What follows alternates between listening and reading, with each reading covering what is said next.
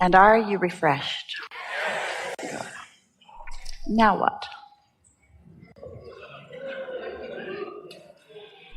You know you've got it. Thank you so much. I guess the thing that I want to know the most is the technical about thoughts, because you said we have control over our thoughts, and call it attention or focus. It might make it easier. Focus on my thoughts. So it's focus and feel, focus and feel, focus and feel, focus and feel. Focus and feel. Okay. So I'm just wondering, like, I've had like certain situations where there was a situation going on and I wanted something totally different, right? And I started thinking about the different that I wanted to create, you know? But this is the distinction that is a sort of new emphasis in the conversations we're having these days, because the situation created what you want, and now you want to tune into it to receive it. Because if you think too hard about what you want from this place of disconnection, then you don't start moving toward what you want. Does that make sense? Esther, before the chime, was sitting behind the curtain waiting to hear it. And she has a notepad that she basks with before the gatherings. And since she's been segment intending, she wrote segment Los Angeles number 3. That's what the segment is. And then she wrote as her segment intentions, quiet my mind and reach Abraham and follow the impulse. Isn't that interesting? That's the formula for all moments in time.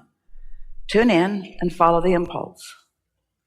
The impulse about where to point, the impulse about what to say. In other words, she's not trying to figure it out. She didn't sit back there and think, what are we going to talk about in segment 3? She didn't even think, how would I like it to go? She didn't even think, I want this to be way more fun, or I want there to be more girls in the chair. You're thinking that, but she wasn't.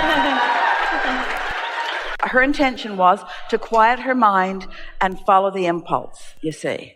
But she understands that all of the work's been done, that all of her intentions are in the vortex and that all of yours are.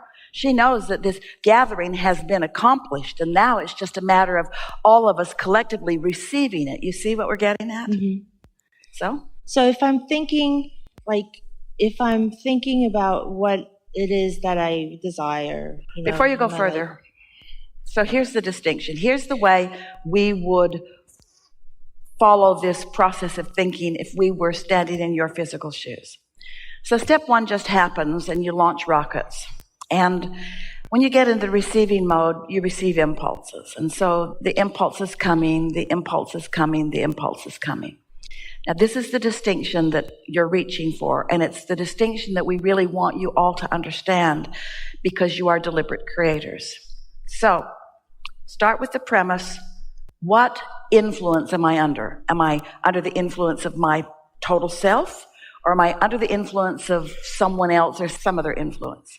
Start there. What influence am I under?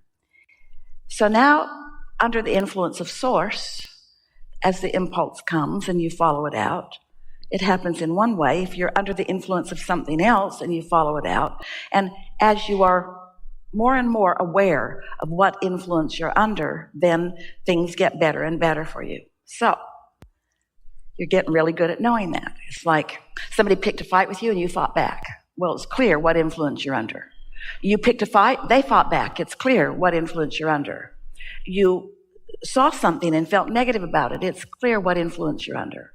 You felt the impulse to go somewhere and it felt good and you rendezvoused with someone. You know what influence you're under. So let's just say, for sake of stability, that you have come to the place where you're pretty sure what influence you're under. So now, if you know you're tuned in, tapped in, turned on, and you're beginning to receive some impulses, and then you want to ponder that or think about that, that is the most pleasurable way of co-creating that could exist in all of the world. It's like You know, when you collaborate with someone and you're on the same wavelength and they say this and you say this, you have that in your social settings where you know you're really clicking. And it just gets more fun and more wonderful and more insightful. So when you know you're under that influence, then as thoughts occur to you, speak them. And even if you want to, reach for more thoughts, because that's what collaboration is. But if you have gotten really good at ascertaining whether you're under the influence of source or something else, and you know it's something else, then that's not the time to think, because it will just get bigger and badder.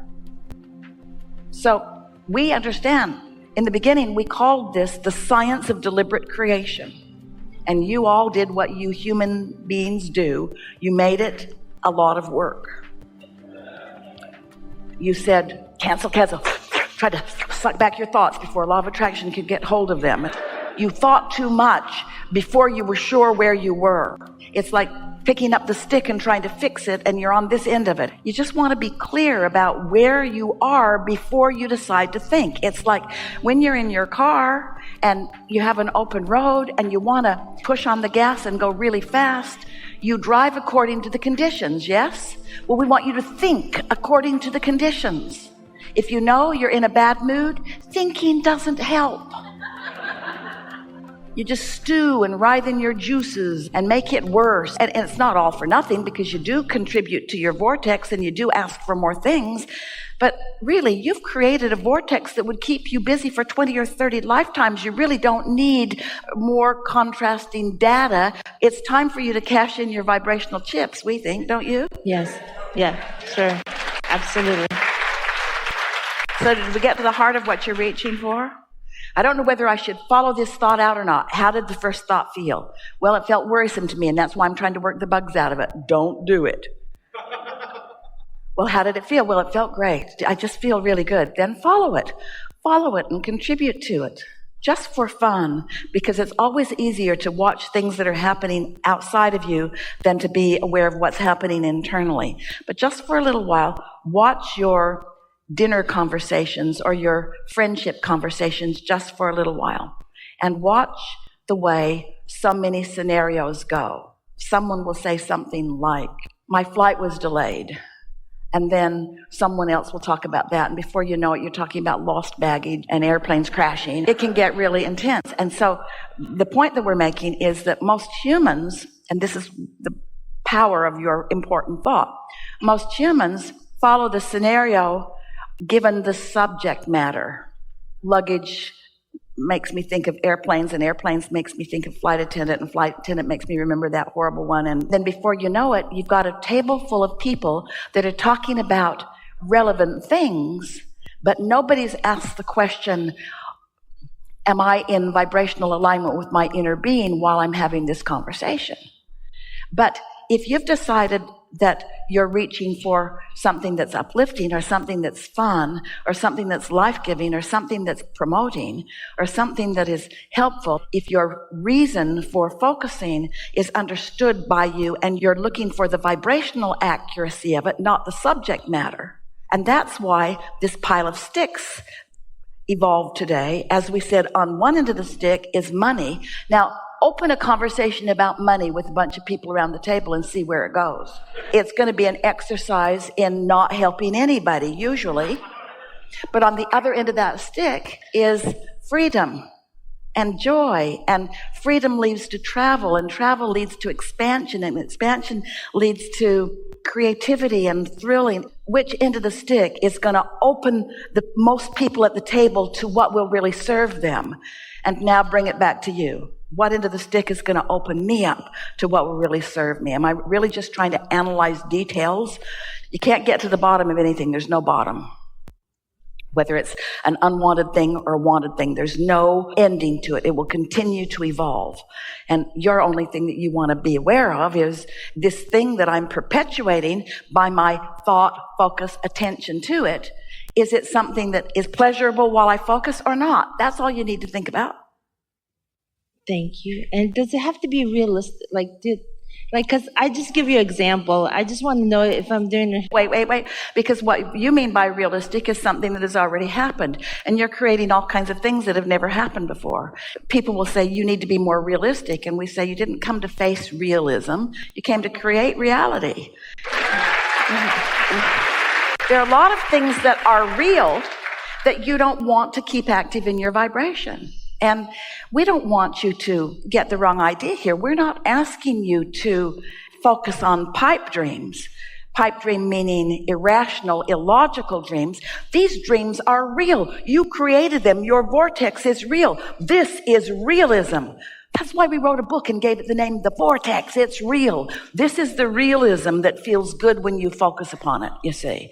And so it doesn't matter if you're focusing in your vortex or if you're focusing in your past or if you're focusing in your present. It doesn't matter. The only thing that matters is, are you in alignment with the way your inner being sees it?